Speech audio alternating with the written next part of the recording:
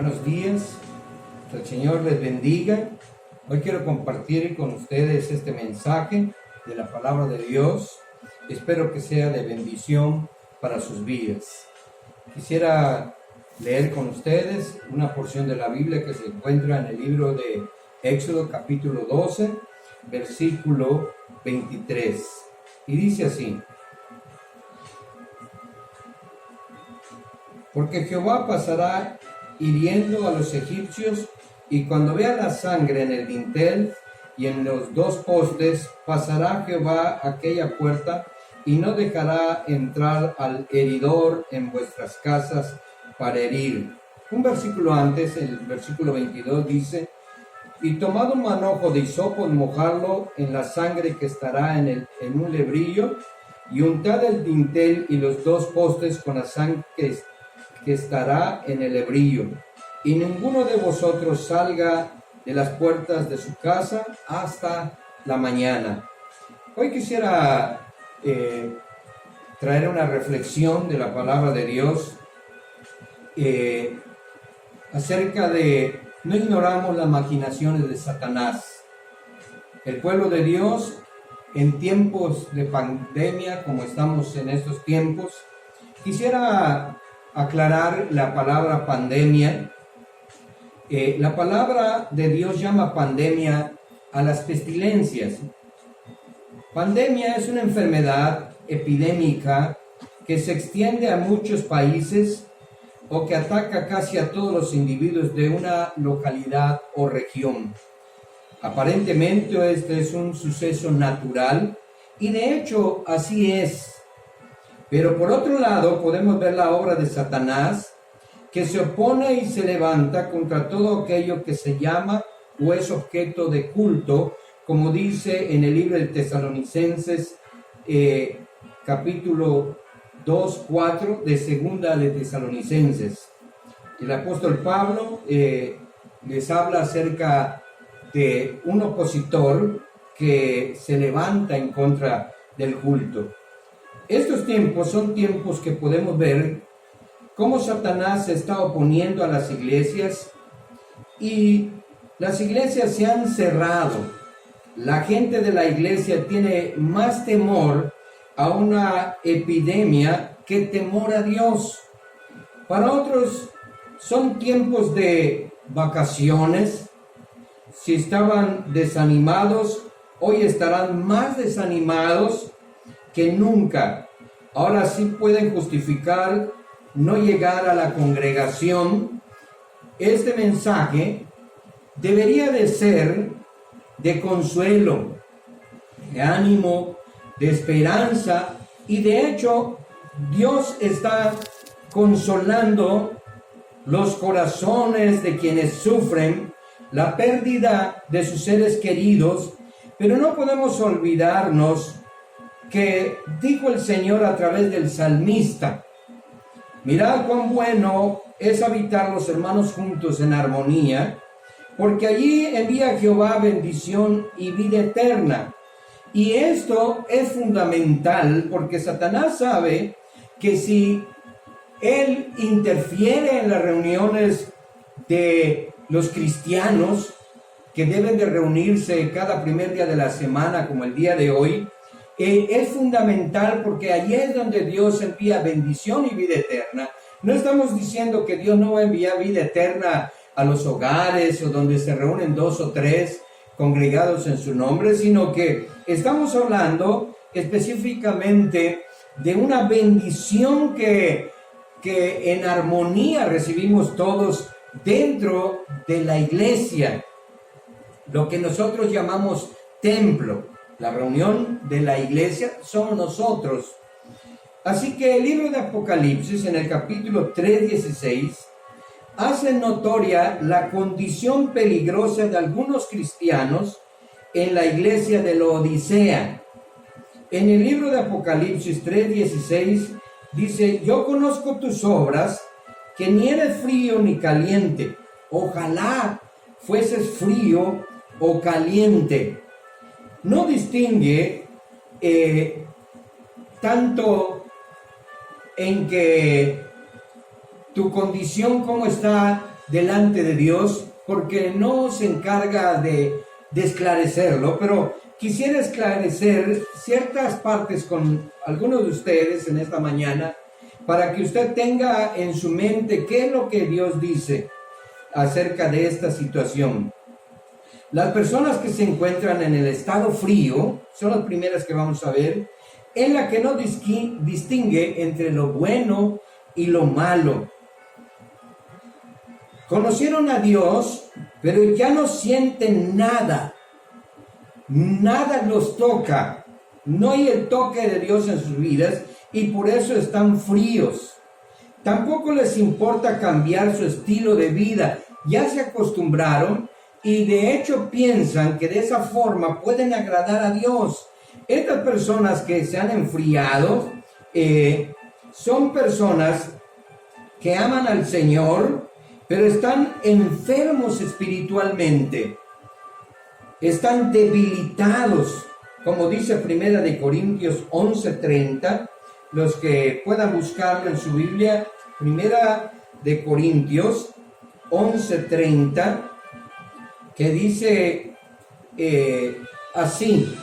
Busque usted en su Biblia para que podamos ir comprobando texto por texto.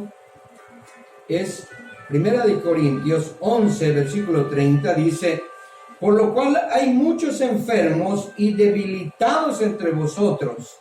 Estos enfermos y debilitados son de nuestros propios hermanos, que así como hay enfermedades físicas, también hay enfermedades espirituales. Y la fe se debilita, no hay fortaleza en su vida, precisamente porque han dejado ellos de practicar o de entender o de llevar a cabo textos bíblicos como nosotros siempre recitamos cuando decimos: todo lo puedo en Cristo que me fortalece. Ellos han dejado de recibir fortaleza de Dios y permanecen fríos porque no se entregan completamente al Señor. Hay hermanos de los mismos que está hablando Apocalipsis, son los hermanos calientes. ¿Cuáles son los hermanos que son calientes o que se encuentran en el estado de estar calientes? Consiste en el deseo de cuidar los intereses de Dios. Los cristianos calientes se dejan guiar por el Espíritu Santo. Caminan con sus pies sobre la tierra, pero con sus ojos puestos en Dios. Y esta gente, que son los calientes que dice la palabra de Dios, son aquellos que han probado su fe, son fervientes en el Señor. Dice la palabra de Dios, ferviente es alguien que se muestra entusiasmado, que tiene devoción, que es fervoroso, que es apasionado y que es ardiente para las cosas de Dios. Pues prácticamente es una persona activa en las cosas de Dios, a diferencia del frío, que ya se quedó en una condición de que piensa que con todo lo que ha hecho, todas las obras que logra hacer, puede llegar a la capacidad de ser una persona caliente o ferviente en el Señor. Los hermanos tibios son las personas que no se interesan por las cosas de Dios. Se interesan más por la carne y no por el Espíritu. Dice Romanos 8:5. Busquen su Biblia, Romanos 8:5, para que podamos leer este texto bíblico. Romanos 8, versículo 5. Dice así el versículo: porque los que son de la carne piensan en las cosas de la carne, pero los que son del Espíritu, en las cosas del Espíritu. Esta gente es totalmente diferente, las personas que están tibias. No se interesan más que por cuestiones carnales. Muchas veces están más interesados en la bendición que en Dios, quien es el que bendice. Estos hermanos conocen a Dios, pero no lo involucran en su vida. Conocen a Dios y le tienen puesto a Dios una medida para meterse con ellos. Los tibios sufren porque saben lo que tienen que hacer, pero no lo hacen, pues tienen su propia agenda. Y cuando Dios interviene en sus agendas, entonces ellos se escandalizan, porque ellos no están de acuerdo en que sea Dios quien gobierne, sino ellos quieren gobernar. La palabra de Dios dice que una de las cosas más importantes para Dios es la obediencia. La Biblia dice que cuando iba Dios a acabar con los primogénitos de Egipto, le pidió a su pueblo que su pueblo se encerrara en su casa, pero que antes pusiera en el dintel de la casa y en los postes, que pusiera la sangre del cordero, para que él al pasar con el heridor, entonces se diera cuenta que era una casa de gente que tenía temor de él, y entonces él seguía de largo, matando a aquellos que no tenían temor de Dios, prácticamente a los egipcios. Pero pudiera ser que en ese tiempo existieran también ese tipo de gente que hoy en día vemos en las iglesias, gente que está fría en las cosas del Señor, gente que también está muy ferviente, que pudiéramos dar muchísimos ejemplos de gente ferviente del Señor, pero también podemos ver que había gente que realmente estaban tibios, y los tibios simple y sencillamente, la palabra de Dios dice que Dios los vomitará, o sea que le provocan náuseas a Dios los tibios, perdón. Y entonces yo me imagino que en ese tiempo en que se ponía la sangre en los dinteles, había quien no obedeció, había gente que no le interesó, gente incrédula, gente que no valoró lo que Dios decía, gente que no obedeció la palabra de Dios. La palabra de Dios se cumplió, pasó el heridor y había acabado con los primogénitos. Otra porción de la Biblia que quisiera tratar con ustedes como ejemplo es en el libro de Amós. Amós está en el Antiguo Testamento, que es un libro sumamente hermoso, porque habla, aunque castigado Israel, no aprende. Dios castigó a Israel y Israel todavía así no aprendía. Y dice Amós 4, versículo 6, dice: os hice estar a diente limpio en vuestras ciudades, y hubo falta de pan en todos vuestros pueblos, mas no os volvisteis a mí, dice Jehová. También os detuve la lluvia 3 meses antes de la siega, e hice llover sobre una ciudad y sobre otra ciudad no hice llover. Sobre una parte llovió y sobre otra parte, y la parte sobre la cual no llovió se secó. Y venían 2 o 3 ciudades a una ciudad para beber agua, y no se saciaban. Con todo, no os volvisteis a mí, dice Jehová. Os herí con viento solano y con oruga, la langosta devoró vuestros huertos y vuestras viñas y vuestras higuerales y vuestros olivares, pero nunca os volvisteis a mí, dice Jehová. Envié contra vosotros mortandad como en Egipto. Maté a espada a vuestros jóvenes con cautiverio de vuestros caballos, e hice subir el hedor de vuestros campamentos hasta vuestras narices, mas no os volvisteis a mí, dice Jehová. Os trastorné como cuando Dios trastornó Sodoma y Gomorra, y fuisteis como tizón escapado del fuego, mas no os volvisteis a mí, dice Jehová. Creo que Satanás ha jugado un papel importante en todos estos casos, porque Satanás se ha encargado de trampear a la iglesia. Hoy nos quiere robar la fe. Hoy quiere que nosotros tengamos más temor al coronavirus que a Dios mismo. Cuando la palabra de Dios ha dicho que nosotros debemos de tener fe, debemos de orar, y es verdad que tenemos que sujetarnos a las autoridades, pero las autoridades no dicen que no tengamos fe. Así que debemos conservar nuestra fe hasta que venga el Señor Jesucristo. Todos estos eventos que están pasando, la Escritura dice que son momentáneos, que van a terminar, que todo esto va a acabar y volveremos a empezar. Ahorita vemos gente con temor a Dios, gente buscando de Dios, orando en las calles, orando en todos los países. Pero esto pasará. Tal vez algunos tengan que morir, pero los que queden vivos a rato será un evento que será olvidado, como muchas reprensiones de Dios se han olvidado y no se volvieron a Dios.